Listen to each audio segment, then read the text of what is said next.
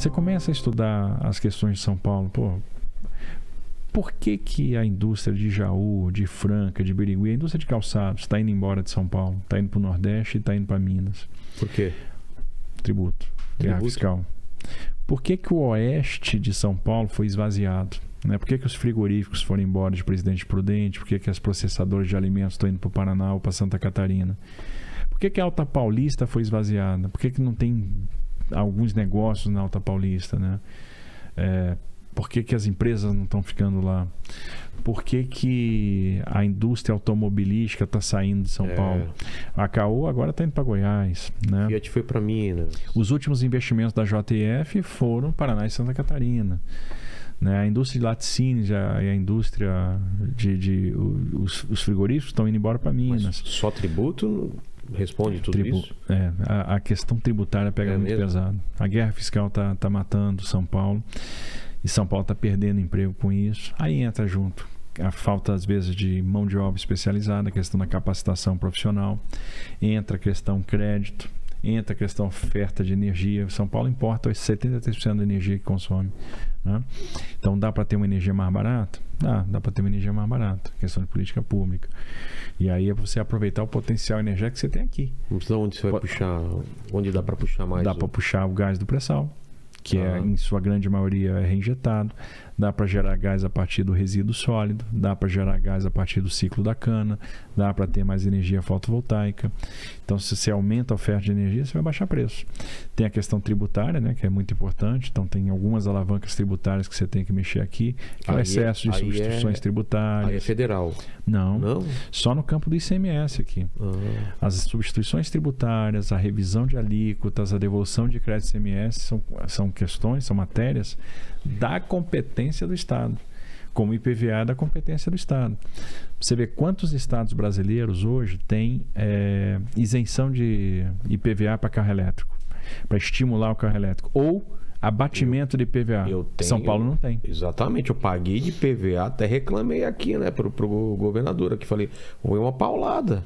O IPVA de São Paulo subiu, né? Então está entre as alíquotas mais caras do Brasil. No IPVA do ano passado, o preço foi absurdo. Assim, que subiram o IPVA aqui.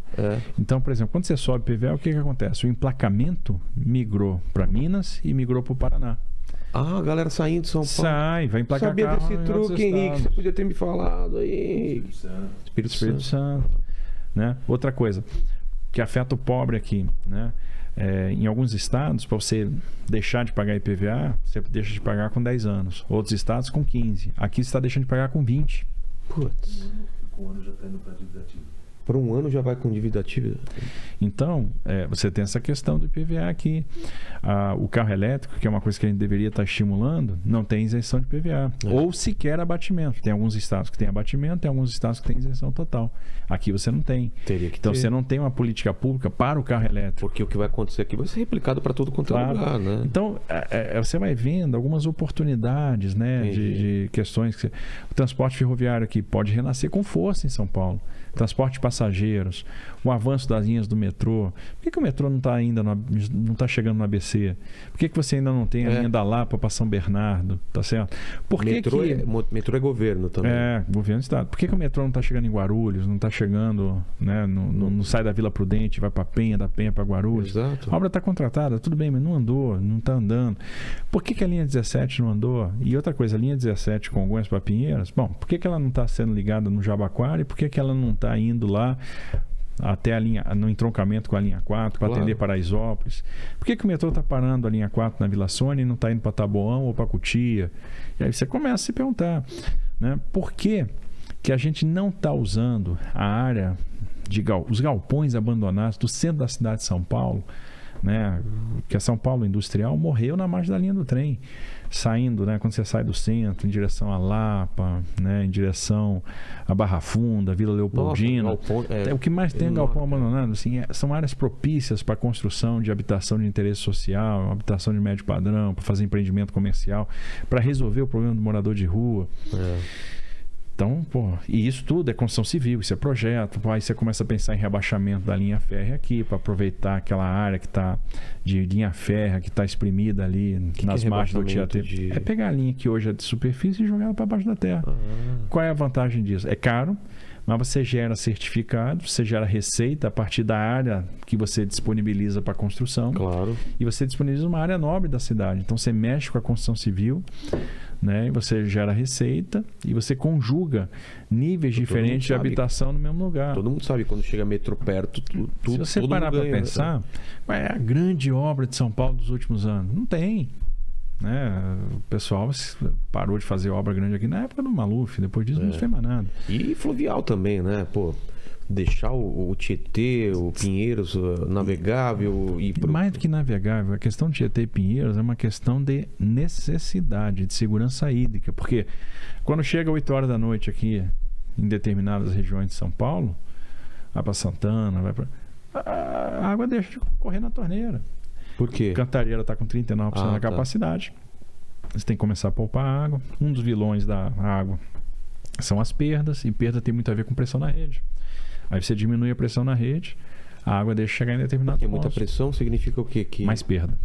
Porque sai mais água e a galera... Você perde, né? Porque falta sensorização na rede. Então, não que São Paulo não vá bem nesse ponto, vai. Combateu perda técnica, não técnica, mas o percentual ainda é alto, ainda supera os 20%. Entendi. Então você ainda tem 20% de perda, mais de 20% de perda. Então você tem que combater isso. Tem que investir mais em sensorização, tem que combater a questão da perda técnica, essa questão dos vazamentos. Então, é monitoramento de rede, né? E outra questão que a gente vai mal ainda é reuso de água. Então a gente tem que avançar nessa questão do reuso, porque a segurança hídrica tem que estar nas prioridades. Né? Porque São Paulo vai viver com esse fantasma por muito tempo, a região metropolitana é muito grande. Então recuperar os mananciais, recuperar a Billings é fundamental para a questão do abastecimento. A represa Billings, né? Exato. Que você poderia estar gerando energia lá, você não gera energia por causa da poluição. Como gerar energia? Você tem a usina lá que não funciona. Exatamente. Não está gerando energia aqui. Aqui, quando ela vem para cá, tá? Então, assim, tem oportunidades aqui que precisam ser aproveitadas.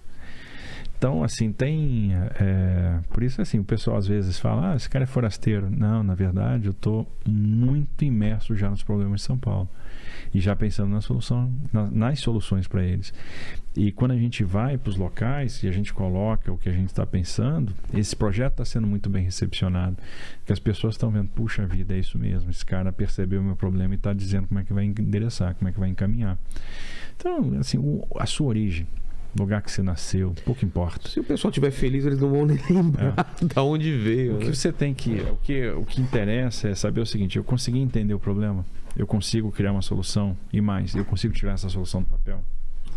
Não adianta você ter uma série de governadores paulistas que passam e não resolvem o problema. Não adianta, tudo bem, São Paulo vai ser governado por um paulista, né? Mas é a turma que está há tanto tempo no poder que deixou a educação... Que tá o PSDB? 28 anos. Que deixou a educação sair do primeiro para o quinto lugar no IDEB. Exato. Que hoje 90% dos alunos não têm proficiência, que permitiu a gente ter 540 mil paulistas na fila para uma cirurgia eletiva, né? Que permite que a gente tenha essas áreas da cidade onde não tem saneamento básico, né? Onde os pedágios são muito altos, onde os servidores públicos estão muito maltratados, né? Olha a questão dos aposentados, né? Que voltaram a contribuir agora porque a conta não está fechando, porque tem déficit atuarial. Então, na verdade, São Paulo fez uma grande desmobilização de ativos há algum tempo, mas o que isso gerou realmente, né? Porque tinha que ter gerado uma solidez financeira e não gerou. Então, hoje você tem um serviço público muito estrangulado, né? Deprimido, déficit de pessoal em várias áreas importantes. Você vê, está faltando professor na rede pública. O Estado não está conseguindo oferecer os itinerários formativos do novo ensino médio. Então, os pais dos estudantes não vão ter a oferta de itinerários formativos para cumprir o novo ensino médio em determinadas escolas. Tem escola que não vai ter aquela oferta, e aí eu tenho alguns itinerários que são fornecidos em muitas escolas, mas não são fornecidos outros. Então, é uma confusão. Total. Né? Então, como é que...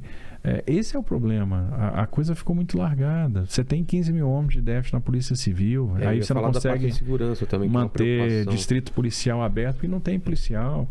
Porque o salário é baixo, porque não tem mobilidade na carreira, não tem plano de carreira. Né? Tem lugar que está sobrando distrito, tem lugar que está faltando distrito, tem lugar que a delegacia não pode abrir porque falta gente.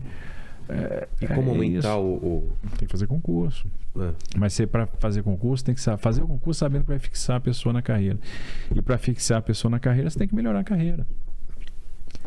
Então tem muita Mas coisa você sabe para qual é fazer. esse déficit do efetivo? Quanto precisaria de... Não, hoje, assim, o déficit é de quase 15 mil homens. 15 mil homens? 15 mil homens só na Polícia Civil. É lógico, você vai conjugar isso com tecnologia de informação para chegar no meio termo. Você não vai botar de cara 15 mil homens para dentro. Tem mais o penitenciário também. Tem os agentes penitenciários, tem os policiais militares. Os policiais militares também estão com déficit no efetivo. A população aumentou e o efetivo da polícia caiu. Exato. Né? Isso é ruim, porque quando você fala em polícia militar, você está falando em policiamento ostensivo. Quando você fala em polícia civil, você está falando em resolução de crime. Investigação, E efetividade na investigação é fundamental para você aumentar a percepção de segurança. Então, puxa vida, né? Você tem um serviço público que está estrangulado. A gente tem uma tá percepção asfixiado. de São Paulo de que nunca foi tão violento e tão perigoso. Há muito tempo eu não via como está hoje. Pois tá todo mundo se sentindo inseguro. As pessoas não conseguem sair com o celular na rua. Então é isso que a gente tem que levar em consideração. Como é que a gente vai tratar essas questões? Né? Como é que a gente vai resolver isso? Né? Como é que a gente vai integrar polícias, monitorar vias, usar a inteligência para saber os pontos de maior risco? Porque tudo hoje é sistema, tudo hoje você monitora. Você pode ter um acompanhamento georreferenciado das áreas de maior criminalidade e ali aumentar o policiamento ostensivo, né? Tudo isso está acessível. Combater a quadrilha de receptação, atuar junto com o governo federal nas questões de inteligência, na inteligência financeira, na asfixia financeira do crime organizado. Porque às vezes atrás de um roubo de celular tem um crime organizado, porque ali está um devedor do crime. Claro, tem todo o esquema de não é só o roubo de celular, esse cara tem que vender, tem todo um esquema alguém vai receptar e ali você tem um devedor, né? Um cara que tem dívida com crime organizado, dívida de droga, que está levantando dinheiro para pagar a sua dívida. Todo mundo lembra uma época que tinha muito sequestro relâmpago, aí parou o sequestro relâmpago, né? Aí agora parece que voltou o sequestro. Voltou vários golpes que estavam meio mortos e agora a galera está desesperada, né? Então, no final das contas, você precisa montar bom time e ter bom projeto. Se você entender o problema, se você monta a melhor equipe e se você tem um bom projeto, você vai conseguir fazer a diferença. Você vai começar a andar em vários setores onde você pode andar mais rápido e não está andando. Você pode começar a endereçar a solução para os problemas. Né? Você tem que crer que, puxa, isso é possível resolver. Eu tenho um time, eu sei a direção. Né? A questão tributária, por exemplo. O governo federal baixou o tributo. Baixou IPI, baixou o tributo de 600 itens na pandemia. Está arrecadando 30, 40 bi a mais por mês. Por quê? Nunca se gerou tanta empresa no Brasil.